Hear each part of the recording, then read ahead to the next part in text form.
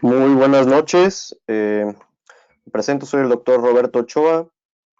Eh, por parte del curso Medicart vamos a dar esta pequeña clase de, de cirugía, de cirugía general, casos clínicos variados. Para los que están viéndonos y forman parte del curso presencial, la sesión ya la vimos. Fue hace 2 semanas, ya vamos por la sexta sesión del curso presencial, del curso maestro. Y la intención de esta plática es más que nada darles unos pequeños tips acerca de ciertos casos clínicos que pueden venirles en el examen nacional, que si bien saben que son 70 preguntas de cirugía general, revueltas todas entre neurología, entre cirugía, entre eh, cirugía vascular, cirugía de trauma. Las de cirugía general habitualmente suelen ser los mismos temas: cirugía de abdomen, cirugía de esófago, cirugía de ATLS sobre todo. Entonces vamos a tratar de que sea fluido, de que sea dinámico. Sabemos que es pesado y que se están preparando pues desde casa de manera ardua, ¿no? Entonces vamos a iniciar con una serie de casos clínicos. Vamos a iniciar con una serie de casos clínicos con los puntos clave que pueden serles de utilidad para el examen nacional, y posteriormente la respuesta y una breve retroalimentación.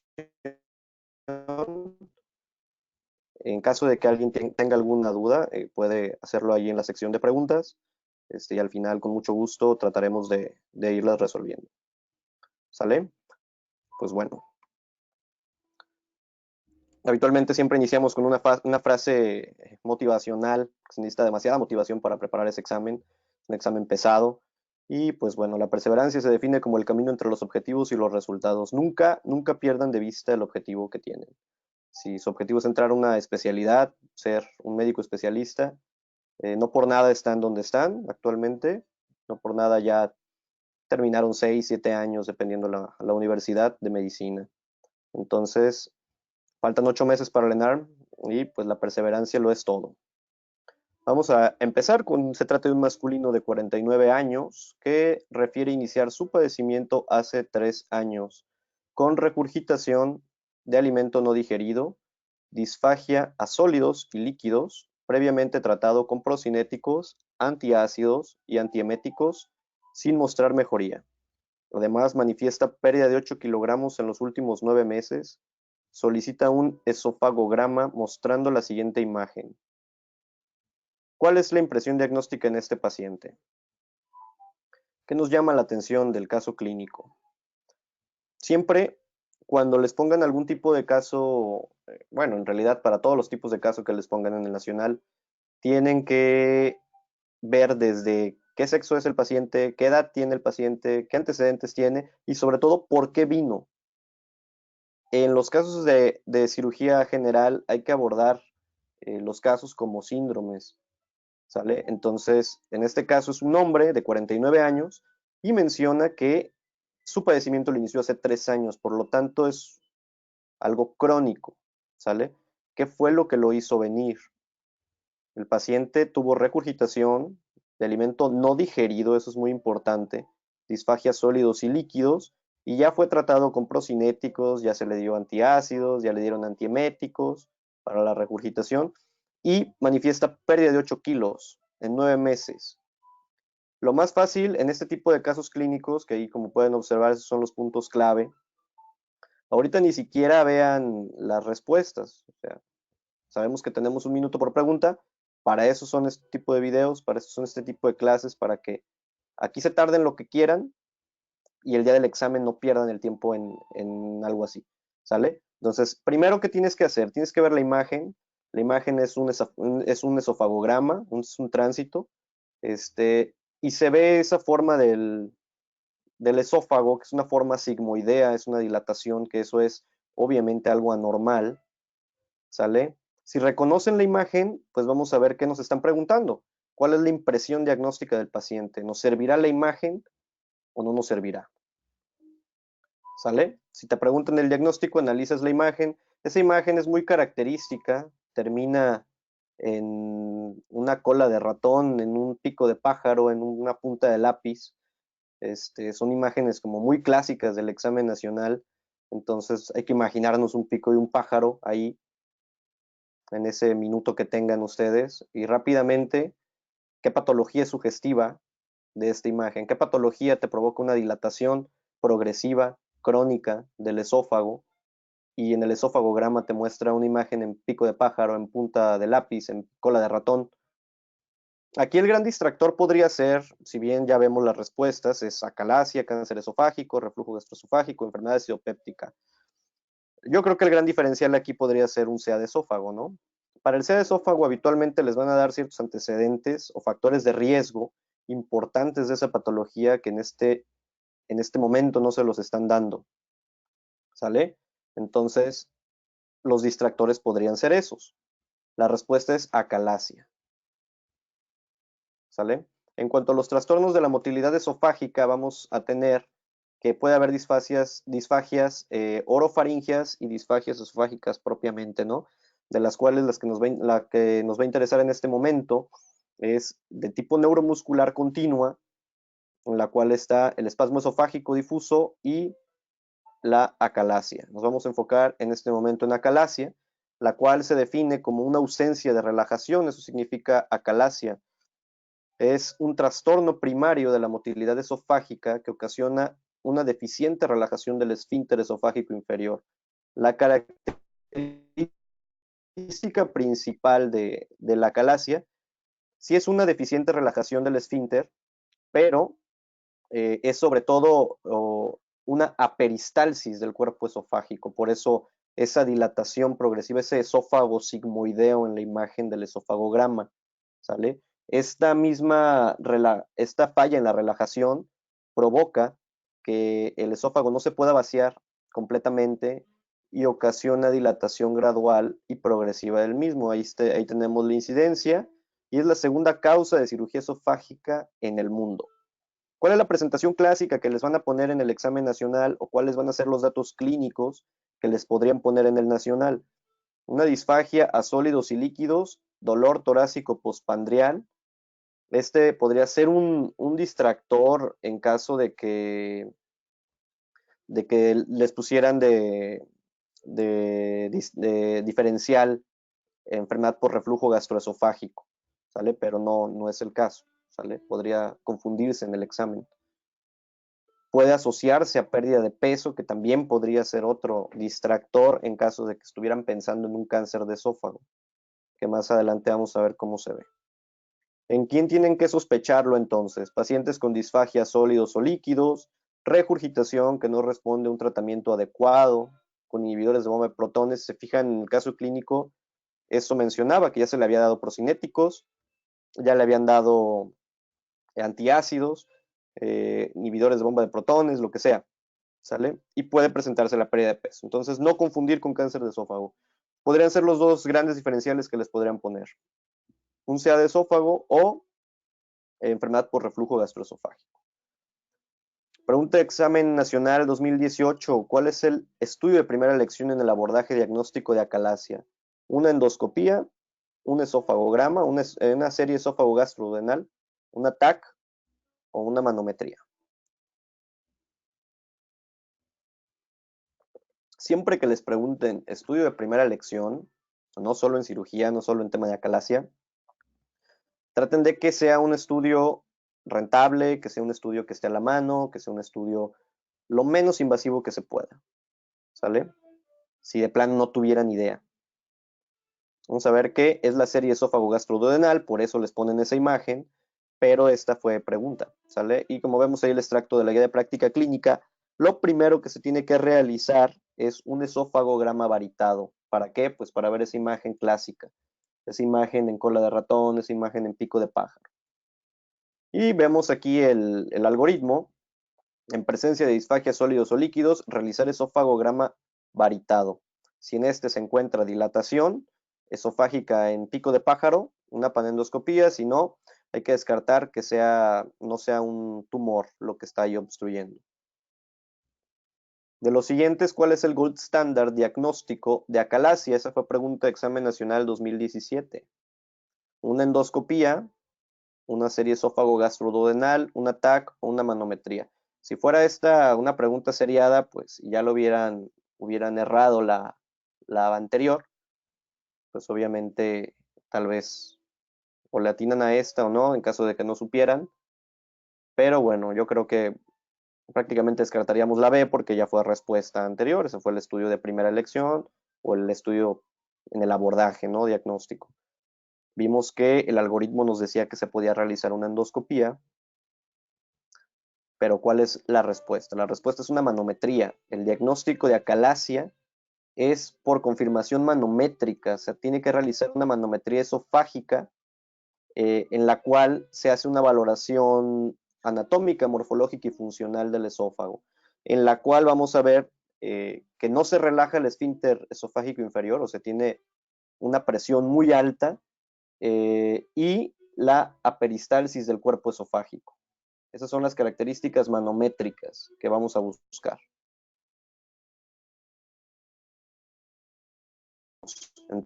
Entonces, en la manometría, el algoritmo que nos dice, ¿hay ausencia de peristalsis? Sí, entonces diagnóstico de acalasia, disminución en la relajación del esfínter esofágico inferior. Habitualmente la presión del esfínter esofágico inferior anda rondando por arriba de los 38, por arriba de los 42 milímetros de mercurio, dependiendo de la literatura donde lo busquen, pero así se hace el diagnóstico. Entonces, recordando, cualquiera de estas dos son respuestas correctas de examen nacional, esófagograma o la serie esófago-gastroduodenal.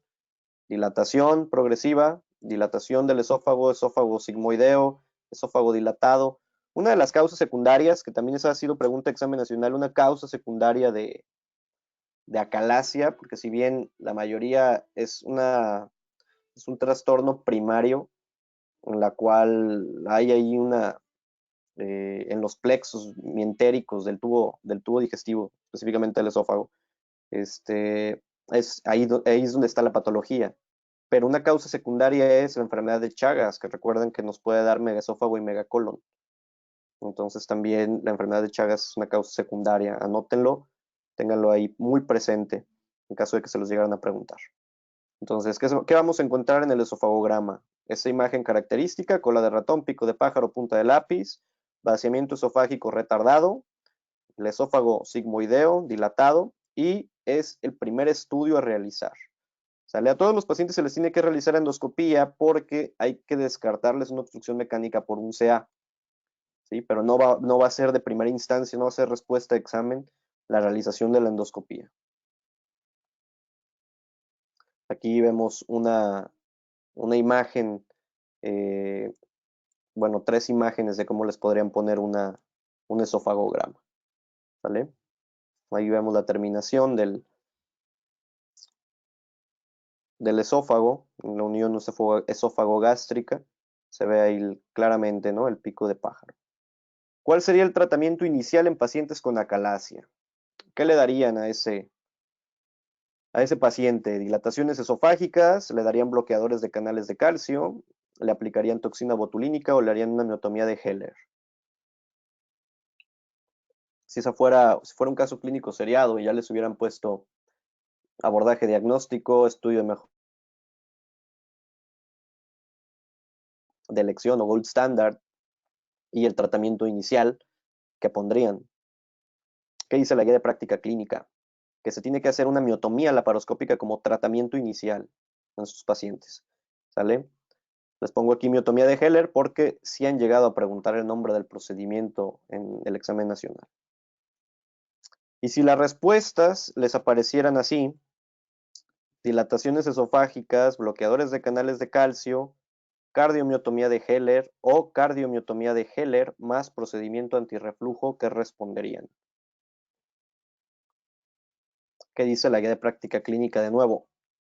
La guía de práctica clínica dice que el mejor tratamiento para estos pacientes es realizarles una miotomía y ya en caso de que no funcione, o sea, es una miotomía con un procedimiento antirreflujo, específicamente una funduplicatura de Nissen, y si no hay respuesta terapéutica ya es cuando se indica la esofagectomía, que sería el tratamiento en última instancia. Como lo vemos aquí en el algoritmo, el paciente es candidato a cirugía, ¿sí? Realizar cardiometomía de Heller con procedimiento antirreflujo por vía laparoscópica. Entonces esa sería la mejor respuesta, esa va a ser la respuesta de examen nacional. ¿Sale? Ahí se los recordamos de nuevo. ¿Qué podemos dar? Se pueden dar también calcio antagonistas, se les puede dar nitratos. En el tratamiento endoscópico se les pueden hacer dilataciones o incluso inyectar toxina botulínica, pero para examen nacional no se metan en problemas. El tratamiento va a ser miotomía de Heller más funduplicatura tipo Nissen. Es el tratamiento inicial, es la mejor respuesta. En caso de que el paciente presente falla terapéutica, pues primero depende, ¿no? El tipo de terapéutica inicialmente empleada, pero en pacientes sometidos previamente a dilatación neumática, realizar la miotomía más técnica antirreflujo como primera opción. Segunda opción, aplicación de toxina botulínica. Sería como que muy aventado, ¿no? Que les llegaran a preguntar algo así, pero sepan que existe, hay una guía de práctica clínica para eso. Entonces, si viene una guía de práctica clínica, si se tomaron la molestia de hacer una guía de práctica clínica para eso y el examen nacional viene de ahí, pues lo más probable es que sí se los lleguen a preguntar. En pacientes inicialmente sometidos a miotomía, hay que realizarles una nueva miotomía ahora en la cara posterior y aplicación de toxina botulínica, dilataciones y como última opción, eso es importante, la esofagectomía.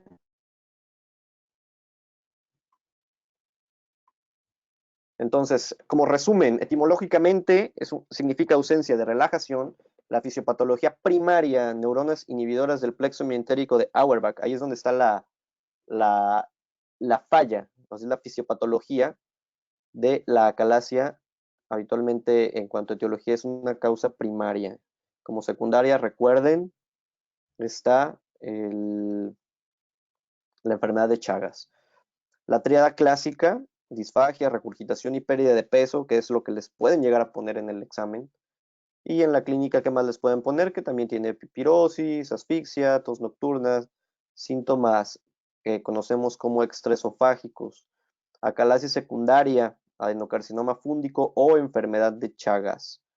El diagnóstico se hace por manometría esofágica, en la cual se observa ausencia de la relajación del esfínter esofágico inferior, una presión elevada de más de 45 milímetros de mercurio y la característica principal, aperistalsis esofágica, aperistalsis del cuerpo esofágico.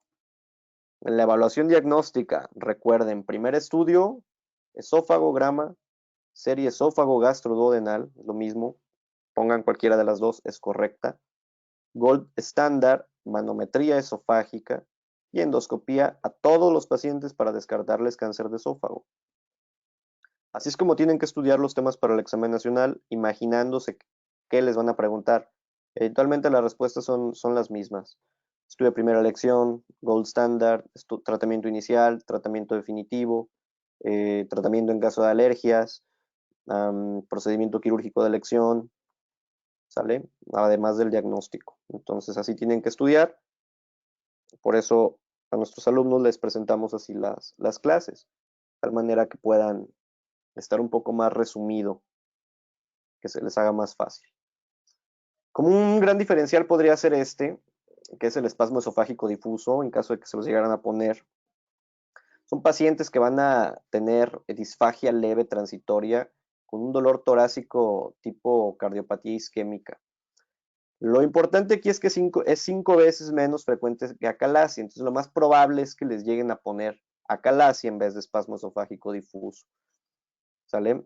Las pruebas cardiológicas van a estar en rangos de normalidad o pueden ser indeterminadas, o sea, no es un problema cardiológico. Habitualmente los pacientes pueden creer que el problema es cardíaco, pero en realidad el problema está en el esófago, ¿no? El diagnóstico de nuevo es por manometría, ese es el gold standard. Son contracciones repetitivas, simultáneas, de gran amplitud.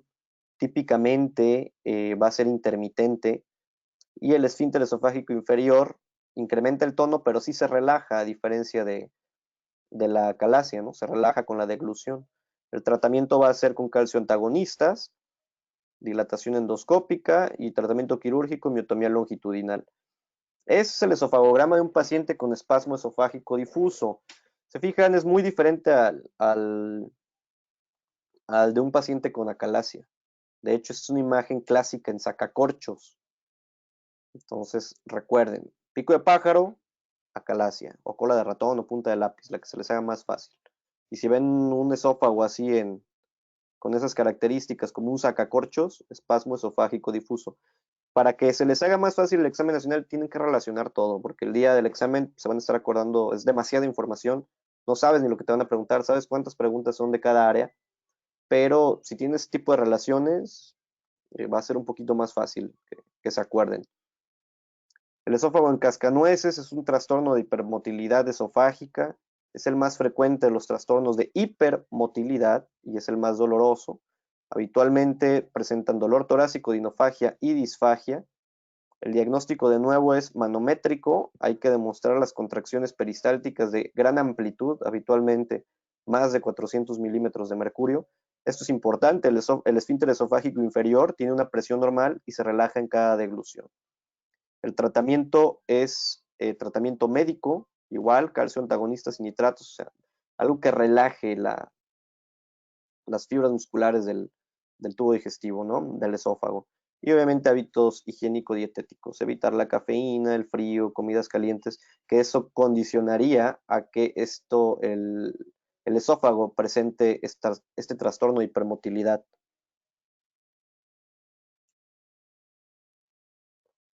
Ahí está la luz al final del túnel.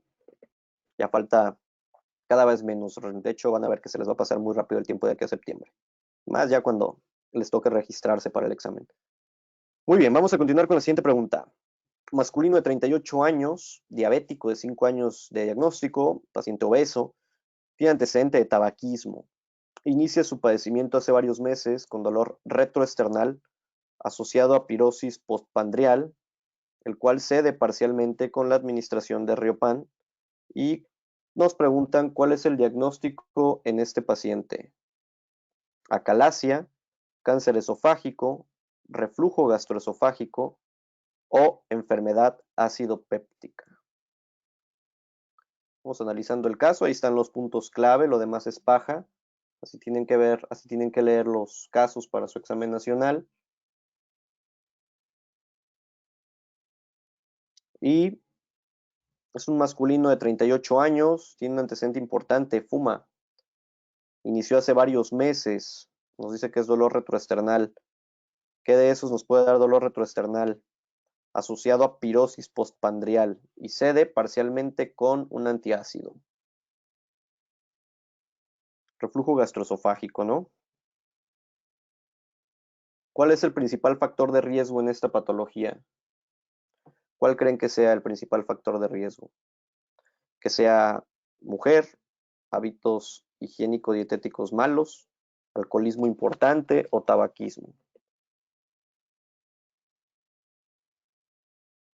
¿Qué dice la guía de práctica clínica?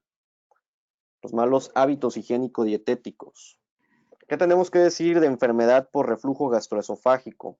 Tiene una definición específica, es una condición que aparece cuando el contenido del estómago produce síntomas molestos y o complicaciones. La fisiopatología se debe a un incremento del contenido o presión intragástrica, un descenso en la presión del esfínter esofágico inferior y alteraciones anatómicas. Esto condiciona a que el contenido del estómago pues refluya hacia el esófago. El síntoma más frecuente va a ser la pirosis y el síntoma más específico, regurgitación de tipo ácida. Esos son los factores de riesgo, pero el principal es los malos hábitos higiénico-dietéticos. No hay predominio por el sexo, va a afectar a adultos, pacientes obesos, pacientes con antecedente de tabaquismo intenso, más de 20 años. Predomina la raza blanca, pacientes embarazadas también pueden presentarlo. Tenemos entonces factores protectores y agresores. Hay un desequilibrio entre estos. La presión del esfínter esofágico inferior va a estar alterada, por lo tanto, el aumento en la presión del estómago va a hacer que el contenido gástrico esté listo para refluir. Entonces, eh, esto provoca un daño en el esófago y es lo que habitualmente los pacientes van a llegar con ese tipo de síntomas. Las sustancias que aumentan la presión del esfínter esofágico inferior, recordando clases de fisiopatología de la facultad, ¿no? Gastrina, motilina, procinéticos como la metoclopramida, la cisaprida, sustancias que van a disminuir la presión del esfínter, los colecistoquinéticos, grasa, chocolate, tabaco, serotonina, dopamina, menta, café, etanol. Por lo tanto, a este tipo de pacientes tienen que evitar este tipo de alimentos, este tipo de hábitos. Entonces, siempre es hábitos higiénico-dietéticos la primera medida, ¿no? A realizar en este tipo de pacientes, aparte de darles el tratamiento.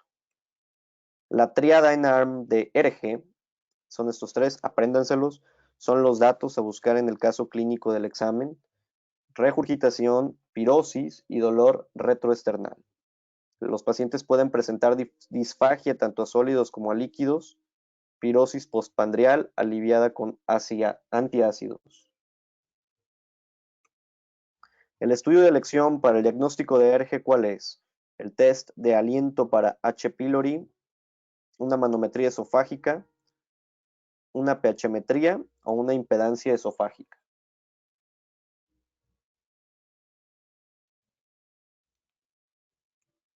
Muy bien, es una pHmetría. ¿Qué dice la guía de práctica clínica? Que se les tiene que realizar pHmetría a los pacientes en el abordaje diagnóstico. Siempre hay que realizarles una endoscopía. Y aquí vienen dos clasificaciones importantes: la clasificación de Los Ángeles y la clasificación de Sabry-Miller, que eh, son clasificaciones endoscópicas. ¿Por qué se les hace endoscopía? Porque hay que descartarles que tengan estenosis de esófago, que tengan esófago de Barrett, o que el problema pueda ser un adenocarcinoma de esófago. Por eso se le realiza la endoscopía. Pero en la primera instancia en el abordaje diagnóstico es una pHmetría. Vamos con la siguiente pregunta. En un paciente en el cual clínicamente usted sospecha enfermedad por reflujo gastroesofágico, ¿cuál es el siguiente paso a tomar? Le hacen un esófago gastroduodenograma o una serie esófago gastroduodenal. Le dan antisecretores H2, le dan omeprazol por 6 semanas o le realizan una endoscopía para descartar cáncer de esófago. Hay que darles omeprazol por 6 semanas. El tratamiento es inhibidores de bomba de protones. Ya le dieron al paciente su omeprazol durante 6 semanas, pero le refiere continuar con síntomas. ¿Qué medida tomaría usted al respecto? Le harían el test del aliento para Helicobacter pylori, van a añadir sucralfato al régimen terapéutico, le hacen una endoscopía o aumentan al doble la dosis del omeprazol por 6 semanas más. ¿Qué le harían? ¿Qué dice la guía de práctica clínica? Hay que darle dosis de omeprazol doble por otras 6 semanas. Entonces, la recomendación es iniciar empíricamente el tratamiento con un inhibidor de bomba de protones durante 6 semanas. ¿Y cómo van a confirmar el diagnóstico? Pues muy fácil. Se le quitan los síntomas, quiere decir que si era enfermedad por reflujo gastroesofágico. Si suspende el tratamiento y le vuelven, pues será eso. Si no hay mejoría después de estas 6 semanas, hay que aumentar la dosis. Habitualmente se inicia con 20 miligramos al día. Y si no funciona, hay que duplicarla. Hay que darle 40 miligramos al día, 6 semanas más. El estudio para confirmar el diagnóstico, pues va a ser una endoscopía. De una vez se toma biopsia en caso de que tengan algún tipo de lesión. Los hallazgos deben basarse en las clasificaciones de Los Ángeles, si la han preguntado en el examen nacional, y la clasificación de Sabry-Miller. Esta es la clasificación de Los Ángeles que pregunta en el examen nacional.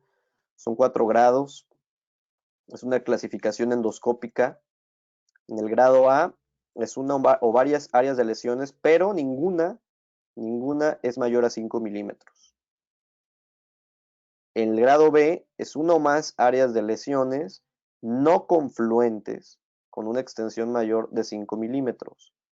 La diferencia con el grado C es lo mismo, pero aquí son confluentes.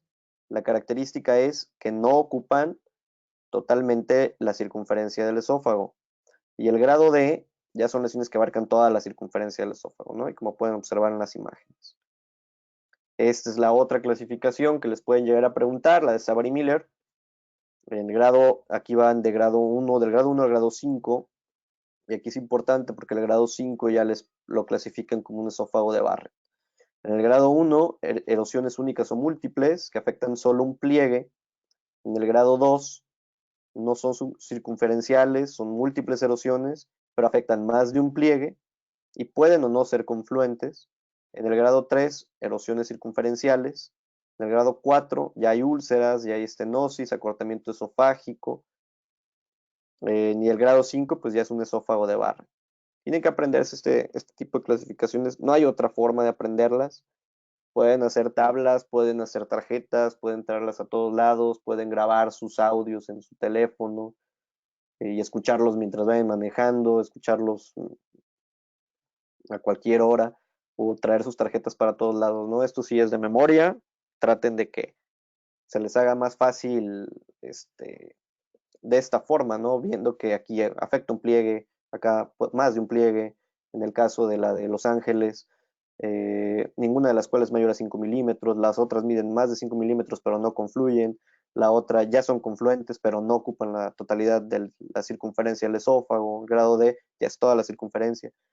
Entonces traten de, si lo hacen de manera repetitiva, va a ser más fácil en caso de que se los lleguen a preguntar. Y son preguntas pues que realmente no pueden regalar, ¿no? Ok, ¿qué indicaciones tenemos para la pechometría?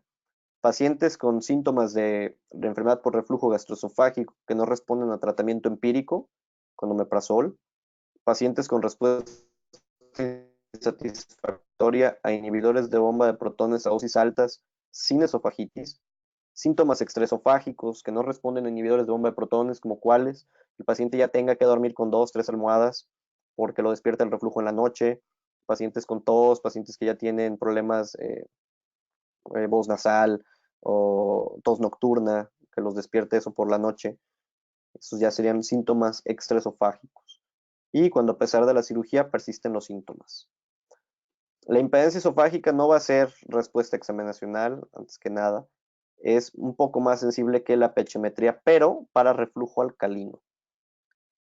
Va a valorar reflujo no ácido o débilmente ácido.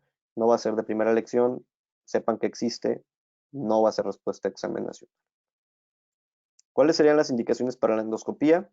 Que el paciente tenga enfermedad por reflujo gastroesofágica complicada, que tenga datos de alarma como cuáles, hematemesis, melenas, paciente anémico, datos de disfagia, y cuando se sospeche en estas dos cosas, un esófago de Barrett o un adenocarcinoma esofágico, que para cualquiera de las dos pues necesitamos una confirmación histológica.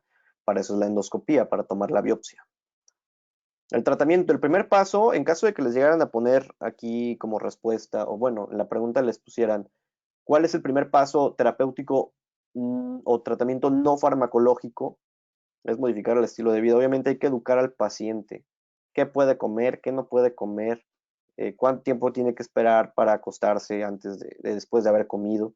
¿Sale? En tratamiento farmacológico, son los inhibidores de bomba de protones. El tratamiento empírico, ahí está la dosis, 20 miligramos día. Habitualmente no preguntan dosis en el ENARM, por lo menos en cirugía no preguntan dosis. Habitualmente lo hacen en tratamientos de infectología o en ginecología, ¿no? Es lo que llegan a preguntar la dosis, pero sepan que se inicia con 20 miligramos día, que es lo que trae una tableta. Si no hay respuesta, recuerden, a las 6 semanas hay que aumentar la dosis. Hay que duplicarla. Antisecretores como ranitidina, no va a ser respuesta de NARM, actualmente está en desuso, la COFEPRIS ya dijo que se asociaba a cáncer, no es respuesta de NARM, ¿sale? ¿Se pueden dar procinéticos? Claro que sí, porque estos aumentan el vaciamiento gástrico, aumentan la presión del esfínter esofágico inferior y hacen que no refluya el contenido gástrico hacia el esófago, hacia la unión esófago-gástrica. Apréndanse los efectos adversos, ahí tienen el mecanismo de acción, efectos adversos si llegan a preguntar. El efecto de los efectos adversos temidos de la cisaprida están las arritmias cardíacas, cefaleas. En cuanto a la metoclopramida, claro, esa es pregunta clásica de toxíndromes, síntomas extrapiramidales. Y acuérdense que es un antagonista de dopamina que aumenta el vaciamiento gástrico, y es importante esto tanto para el ENARM como para la vida. Está contraindicado en casos de oclusión intestinal de tipo mecánica. Si el paciente está obstruido y es una oclusión mecánica y está vomitando y le dan metoclopramida, pues sepan que está contraindicada. Muy bien, pregunta de NARM 2019. ¿Cuál es el procedimiento quirúrgico de elección en pacientes con enfermedad por reflujo gastroesofágico que no responde a tratamiento médico? ¿Qué le harían? Una funduplicatura tipo DOR, una cardiomioptomía de Heller, una cirugía del Liechtenstein sin tensión, una funduplicatura tipo Nissen. ¿Qué dice la guía de práctica clínica? Que se les realiza una funduplicatura de Nissen. Ya lo habíamos visto en la pasada, que se les hace una cirugía antirreflujo. La cirugía antirreflujo es esa, funduplicatura tipo Nissen. La cardiomioptomía de Heller ya vimos, acalasia, funduplicatura tipo DOR no es la indicada, y la cirugía de Liechtenstein sin tensión o cirugía de Liechtenstein o procedimiento es una hernioplastia. Eso sí es respuesta en ARM, pero para tratamiento quirúrgico de hernias inguinales, no para procedimientos antirreflujo. La funduplicatura tipo Nissen, la característica es que es 360 grados. En caso de que les pusieran que cuál es el tratamiento, pues van a poner laparoscópico, es el de elección. Ha demostrado ser más efectivo que el tratamiento médico a corto y mediano plazo, y es el gold standard quirúrgico terapéutico. Entonces, esa es respuesta de examen nacional, apréndansela. Funduplicatura tipo Nissen laparoscópica. La presencia por sí sola de esófago de Barrett es una indicación de funduplicatura. ¿Por qué? Porque se asocia a hernia yatal, disfunción del esfínter esofágico inferior, a reflujo duodeno-pancreático, y por requerir altas dosis de inhibidores de bomba de protones. Hasta el 93% de los pacientes a un año de la cirugía los van a estar libres de síntomas. 50% va a presentar disfagia que se va a resolver en 3 semanas. Y habitualmente esta cirugía les quita los síntomas por alrededor de 10 años. Entonces, por eso es el gold standard terapéutico. ¿Qué complicaciones tenemos en enfermedad por reflujo gastroesofágico? Podemos presentar esofagitis, en casos graves úlceras esofágicas. El diagnóstico se va a realizar a través de endoscopía con toma de biopsia, y el tratamiento de nuevo inhibidor de bomba de protones. Puede haber estenosis péptica por cicatrización repetida de la esofagitis, y esto va a condicionar a fibrosis, se estenosa el esófago. La clínica va a ser disfagia esofágica, obviamente, de manera continua. El diagnóstico de nuevo es por endoscopía, y el tratamiento puede ser dilataciones endoscópicas. Pero obviamente pues se tiene que tratar el desencadenante, que es pues, la enfermedad por reflujo, ¿no? De las siguientes, ¿cuál es la principal complicación de los pacientes con enfermedad por reflujo gastroesofágico? Este tipo de preguntas no se los van a agarrar en curva en el examen. Les pueden preguntar cuál es la principal complicación, o les pueden preguntar cuál es la más frecuente, que habitualmente no van a ser las mismas, pueden ser las mismas, pueden que no sean, pero siempre apréndanselas así cuando estudien complicaciones de las patologías que lean de cualquier tema.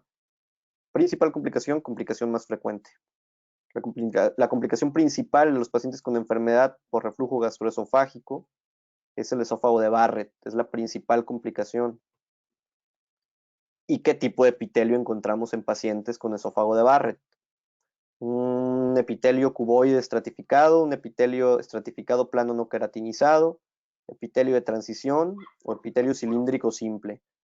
Vamos a ver qué es un epitelio cilíndrico simple, y ese se ve solamente después de que se realiza la endoscopía con toma de biopsia. El esófago de Barrett se asocia con frecuencia a una neoplasia. ¿Qué tipo de neoplasia? Todas estas fueron preguntas de examen nacional, diferentes fechas. Cáncer epidermoide de esófago, adenocarcinoma de esófago, adenocarcinoma de estómago o carcinoma indiferenciado de esófago. Yo creo que rápidamente descartamos la C, Estamos hablando de un tema de esófago, entonces descartamos el inciso C, ¿no? Entonces se asocia a adenocarcinoma de esófago. ¿Qué tenemos que decir del esófago de Barrett?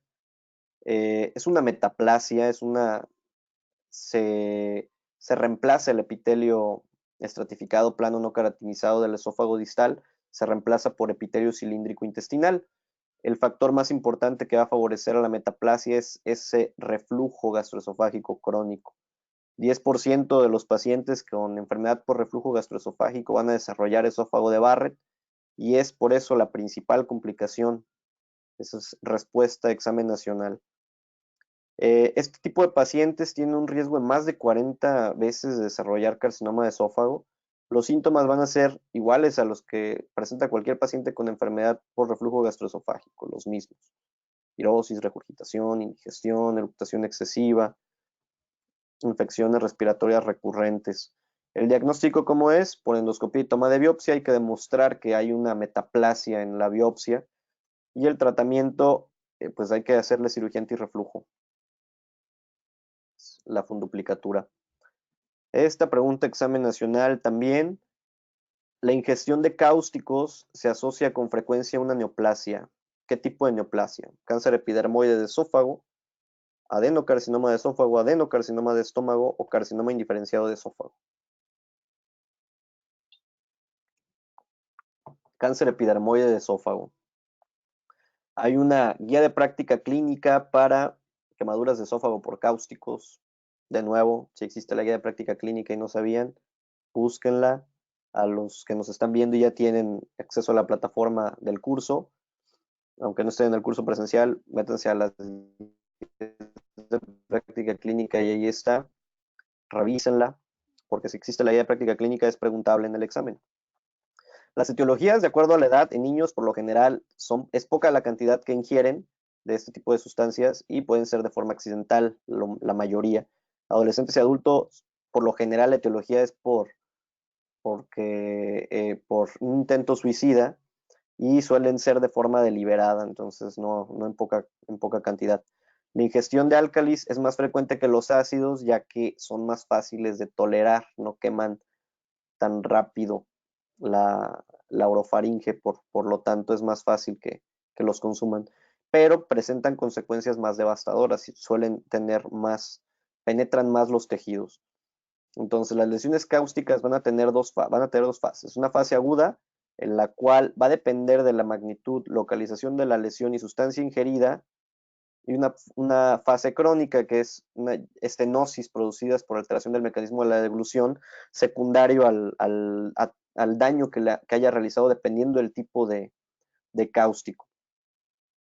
Entonces, en cuanto a ingesta de álcalis, vamos a ver que van a disolver los tejidos por necrosis licuefactiva y penetran profundamente los tejidos que entran en contacto. Tiene tres fases, una fase de necrosis aguda, una fase de ulceración y granulación y la fase crónica de cicatrización y formación de escaras. Entonces, que eso puede ser de 1 hasta 6 meses.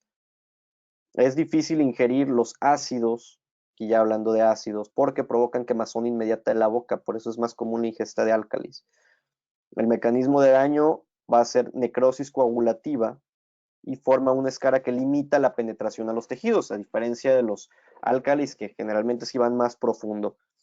Y estas son las sustancias que les van a poder en los casos clínicos y deben de aprendérselas para distinguir si se trata de un ácido o un álcali, ¿no? Estas son las que mencionan la guía de práctica clínica y habitualmente es lo que les van a poner en el caso clínico. Que se tomó un quitaóxido, que tomó algún tinte, algún desengrasante, algún quitamanchas. La más común es la sosa cáustica. Entonces que es importante de esta tabla, que identifiquen el tipo de ácido o álcali en cuanto a los usos, para que vean, en caso de que les lleguen a preguntar mecanismo de daño, acuérdense que uno es por necrosis licuefactiva, el otro penetra más profundamente. Habitualmente, en cuanto a mecanismos de daño, sí suelen hacer preguntas. ¿Qué manifestaciones clínicas van a tener? Pues obviamente en el caso clínico tienen que buscar el antecedente de la ingesta, ¿no? Que se encontró, estaba babeando la sustancia con un bote al lado, sobre todo también si los llegan a poner en casos pediátricos. Van a llegar con dolor abdominal, náusea, vómito, dolor bucal, disfagia, cialorrea, odinofagia, disnea. La más común de todas es el dolor abdominal. Entonces, apréndanselas para el examen. Pueden venir cualquiera de esas. Esas son las que les van a poner dentro del caso clínico. ¿Cuál se considera el método más eficiente para evaluar la mucosa del tubo digestivo superior y debe hacerse no más allá de las 48 horas para evitar riesgo de perforación? Porque este está fácil, ¿no? ¿Qué le harían a un paciente que les llega así? Un esofagograma, una serie esófago-gastroduodenal, una tomografía con contraste oral e intravenoso o una endoscopía. Una endoscopía y debe de hacerse no más allá de las 48 horas. Existe el riesgo de que se pueda perforar. Entonces, ¿qué es lo importante que se tienen que llevar de aquí? Estudio inicial, una radiografía de tórax y de abdomen con o sin medio de contraste.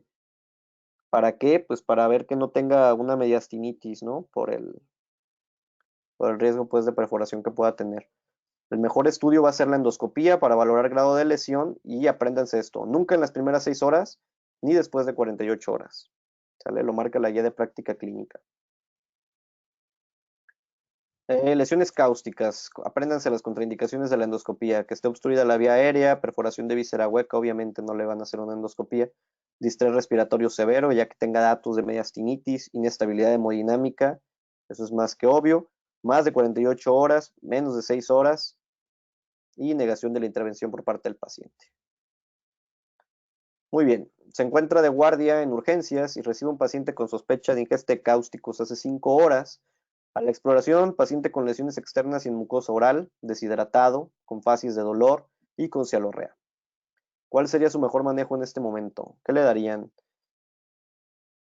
Ipecacuana, le realizarían un lavado gástrico, le inducen el vómito, ayuno, hidratación IV y antibiótico terapia.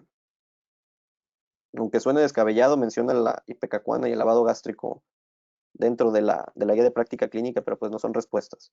Lo que se tiene que hacer es dejar al paciente en ayuno, hidratación IV, antibiótico terapia empírica y control del dolor. De hecho, menciona que la ipecacuana, el lavado gástrico, el uso de eméticos va a estar contraindicado. No hay que inducirles el vómito a este tipo de pacientes. La ipecacuana va a actuar como un emético por efecto irritante local en las vías digestivas. El jarabe de ipecacuana, como dato curioso, pero no es respuesta de examen nacional. ¿Qué nombre recibe la clasificación endoscópica para valorar lesiones cáusticas? Es pronóstica y nos da el riesgo de estenosis en esófago a través de la endoscopía. Más clasificaciones. La clasificación de Maratka modificada, la clasificación de Sargar, la clasificación de Savary-Miller o la clasificación de Forrest. Pues ya vimos, ¿no? La de Savary-Miller era eh, para ver el esófago, para ver el grado de las lesiones esofágicas junto con la clasificación de Los Ángeles. En este caso es la clasificación de Sargar. La de Forrest es para, bueno, creo que más adelante viene una pregunta de eso. La clasificación de Sargar, entonces, hay que repasarla en casa, aparece en la guía de práctica clínica, es pronóstica, da hallazgos endoscópicos de acuerdo a la lesión del cáustico, dependiendo de qué tipo de cáustico. Nos valora las áreas de ulceración, las áreas de necrosis, si solamente hay edema o hiperemia, y nos da el riesgo de estenosis esofágica, que es lo importante. Muy bien. Tenemos una mujer de 45 años que acude en Degollado, Jalisco, refiriendo dolor urente en epigastrio, predominando los síntomas en la noche. Es aliviado al comer y al tomar Melox. Como único antecedente de importancia refiere cirugía de reemplazo de rodilla hace 2 años y desde entonces consume indometacina. Usted hace el diagnóstico de enfermedad ácido péptica y preguntan, ¿cuál se considera el factor de riesgo más importante para el desarrollo de úlcera péptica complicada con sangrado de tubo digestivo? Si pueden venir la mayoría de los casos clínicos del nacional, puede venir un caso clínico extenso, sobre todo los pediátricos, y al final les hacen una pregunta de este tipo, ¿no? La pregunta es una pregunta de tipo directa. Factor de riesgo más importante para el desarrollo de úlcera péptica complicada con sangrado de tubo digestivo. Alcohol, uso de cocaína o anfetaminas, AINES o infección por Helicobacter pylori. Consumo de AINES, nos menciona la guía de práctica clínica, ¿no? El uso de AINES es el principal factor de riesgo identificado para desarrollo de sangrado digestivo, sobre todo en ancianos. Y ahí ven el riesgo relativo de 2.7 a 33.9 veces más riesgo en pacientes que consumen este tipo de AINES. ¿Cuál se considera la complicación más frecuente de la enfermedad ácido péptica? ¿Qué les pasa a este tipo de pacientes? ¿Sangran, se perforan, una úlcera penetrada o obstrucción de salida gástrica? El sangrado, menciona la guía de práctica clínica, es la complicación más frecuente de la enfermedad ácido péptica. ¿Qué tenemos para decir de enfermedad ácido péptica? Es una patología del tracto gastrointestinal caracterizada por desequilibrio entre secreción de pepsina, producción de ácido clorhídrico. Esto provoca daño a la mucosa del estómago y duodeno proximal y esófago distal. Ahí está la guía de práctica clínica. La última actualización fue en el 2015. Dudo mucho que la actualicen para este año. Entonces, si no la han leído, denle una revisada, valdría la pena que lo hagan. Dentro de los temas que estén estudiando para cirugía general, es uno importante. Entonces, sí vale la pena que lo tomen en cuenta. Muy bien, la úlcera péptica va a representar el 70% de las causas de hemorragia tubo digestivo alto, por lo tanto, por eso es preguntable con el examen. El 10 al 20% de los casos se va a presentar como una úlcera péptica complicada y la complicación, la más frecuente, sangrado de tubo digestivo alto, y va a representar el 70% de los sangrados digestivos. Tiene una incidencia de 100 a 200 casos por 100.000 habitantes. La úlcera péptica, ahí tienen la definición: daño a la lesión en la pared gástrica o duodenal, más allá de la muscular de la mucosa, cicatrizando con tejido de granulación y más de 5 milímetros endoscópicamente. El término gastritis es un término histológico y es básicamente, puede ser aguda o crónica dependiendo del infiltrado que se encuentre en la biopsia.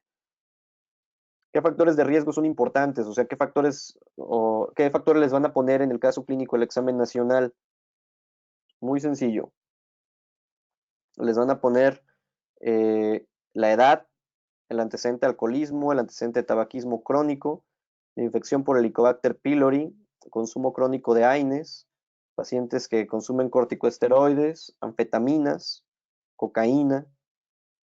Los factores de riesgo, del más importante va a ser el consumo de AINES y va a ser dependiente de la dosis y específicamente de qué fármaco es. El riesgo relativo de 3.1 para la aceclofenaco y de 14.1 veces más puedan sangrar estos pacientes con el ketorolaco.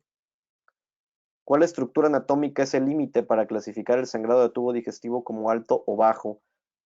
Esta pregunta y la de obstrucción intestinal, ¿cuál es el límite para decir obstrucción intestinal alta o baja? Son recurrentes en el examen. ¿Cuál es la estructura anatómica para sangrado de tubo digestivo para clasificarlo como alto o bajo? El ligamento de Treitz. Y para obstrucción intestinal es la válvula ileocecal. ¿Sale? Por arriba de la válvula ileocecal, obstrucción intestinal alta. Por más allá de la válvula ileocecal, obstrucción intestinal baja. ¿Qué manifestaciones clínicas van a tener estos pacientes? Pueden cursar de formas indolentes y únicamente que el paciente esté anémico, que tenga un síndrome anémico. Pueden estar con fatiga, mareo, palidez, síncope, presíncope, pueden estar hipotensos, taquicárdicos, pueden presentar ortostatismo en cuanto a sangrado de tubo digestivo. Se puede sugerir el origen del sangrado de acuerdo a los síntomas del paciente. Si es una úlcera péptica, dolor epigástrico en cuadrante superior derecho, una úlcera esofágica, un desgarro de Mallory-Weiss, ya se presenta la hematemesis, antes de la hematemesis tuvo tos o tuvo vómito, o que pueda ser por cáncer, ¿no? Disfagia, datos de saciedad temprana, pérdida de peso involuntaria, caquexia. ¿Qué tenemos para decir de esta bacteria, Helicobacter pylori? Es un bacilo gram negativo. Habitualmente no invade la mucosa, solo se va a adherir. La importancia es que es un bacilo ureasa positivo que se encuentra en el 95% de las úlceras duodenales y en el 60% de las úlceras gástricas. Es un factor de riesgo importante para desarrollo de cáncer gástrico. Aquí tenemos las etiologías específicas. Vamos a ver qué afecta más, es más frecuente en las úlceras de tipo duodenal y hasta un 95% y un 60 un 70% de las gástricas. ¿Qué es lo importante del Helicobacter pylori? Pues que se asocia a cáncer gástrico. El síntoma cardinal va a ser dolor ardoroso, lacerante, epigástrico, epirosis, regurgitación, ruidos hidroaéreos, cólico abdominal. En cuanto a la úlcera duodenal, habitualmente los síntomas son nocturnos y el dolor se alivia después de comer o de tomar antiácidos. Y la úlcera gástrica, el dolor se exacerba con la comida y se puede acompañar de náusea. Esto es importante en caso de que les describan el caso clínico en el examen. Las indicaciones de erradicación de la bacteria, que ya está demostrado histológicamente que tiene gastritis aguda o crónica o atrófica, que tenga ya una úlcera péptica, que se haya demostrado a través de una endoscopía la úlcera, se le tome una biopsia y tenga el Helicobacter pylori, un linfoma no Hodgkin de bajo grado o de tipo MALT, dispepsia de tipo no ulcerosa y adenocarcinoma gástrico. Tienes un familiar con adenocarcinoma gástrico y tienes demostrado que tiene el Helicobacter pylori, hay que erradicarlo.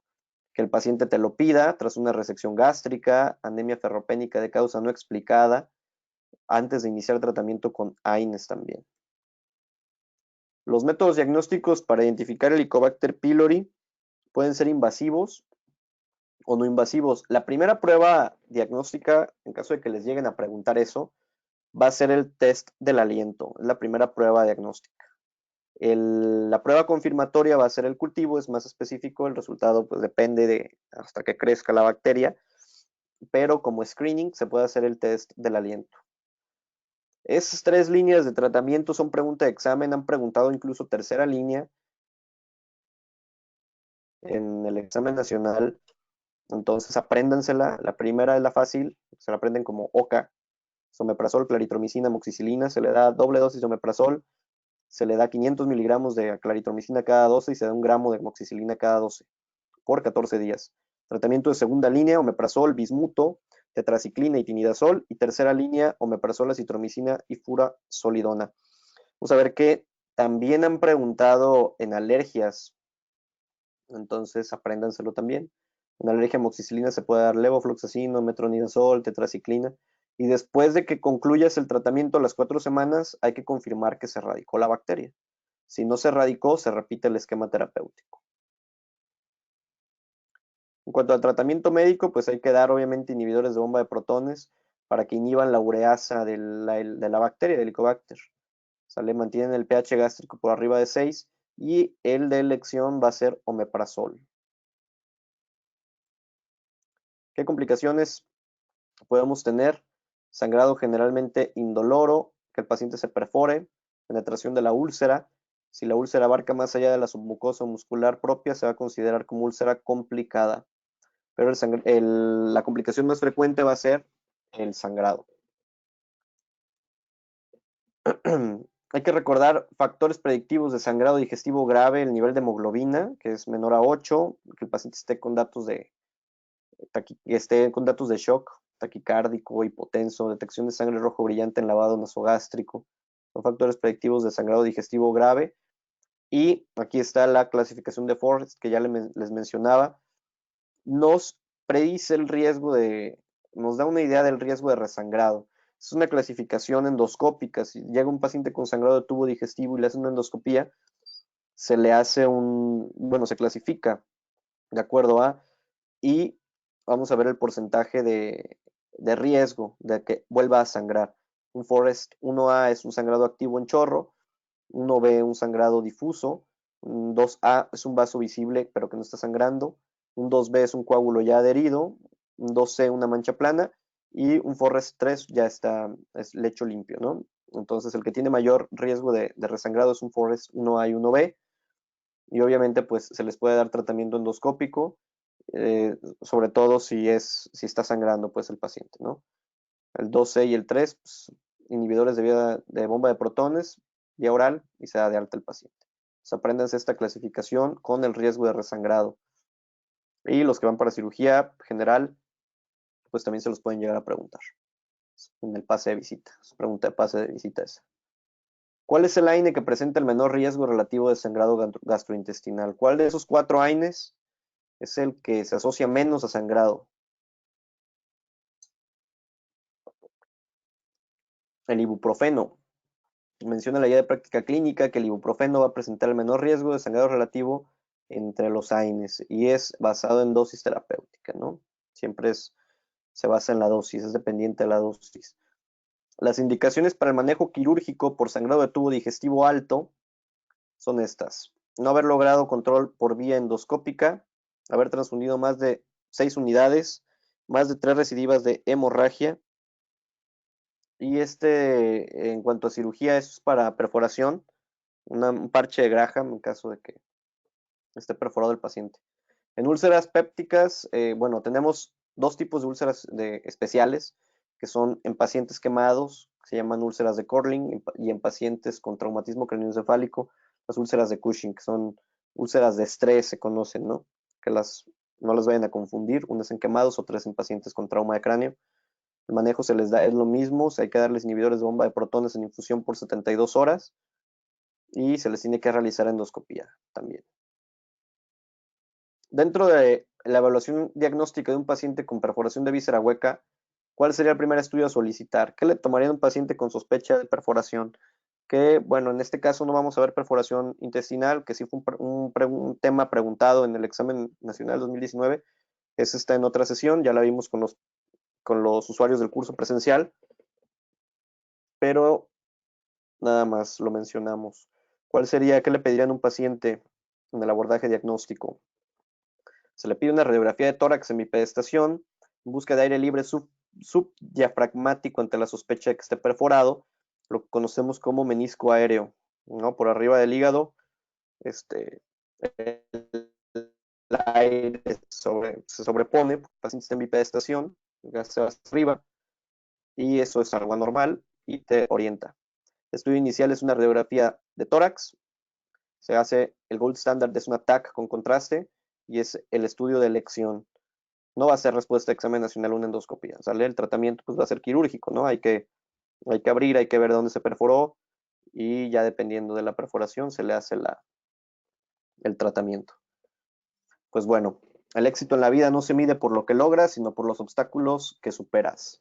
Muchas gracias a todos por haberse tomado el tiempo de entrar aquí a este seminario, a esta clase. En caso de que tengan dudas, ahí tienen el correo, tienen la página, en caso de que alguno esté interesado en adquirir el simulador en línea, en caso de que estén interesados en adquirir alguno de nuestros cursos, el cual pues nuestro curso maestro ya empezó en enero, ya vamos por la 6ª o 7ª sesión, y el curso semi-intensivo lo vamos a iniciar en mayo, el 26 de mayo, ya quedan muy pocos lugares. Los invitamos a que se registren si están interesados o a que adquieran la plataforma en línea. Pueden ver nuestras diferentes modalidades de curso para el examen nacional en la página en www.cursoenarmedicart.com.